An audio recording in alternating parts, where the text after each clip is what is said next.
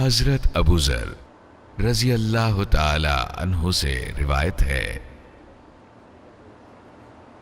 کہ نبی کریم صلی اللہ علیہ وسلم ایک بار موسم سرما میں باہر نکلے جبکہ پت جھڑ جاری تھی۔ آپ صلی اللہ علیہ وسلم نے ایک درخت کی ٹہنی پکڑی تو اس کے پتے جھڑنے لگے۔ تب آپ مجھے مخاطب کرتے ہوئے فرمانے لگے، ابو ذر۔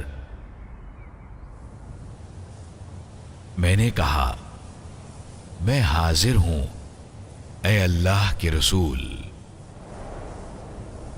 آپ صلی اللہ علیہ وسلم نے فرمایا، بلا شبہ ایک مسلمان بندہ جب محض اللہ کی رضا کے لیے نماز پڑھتا ہے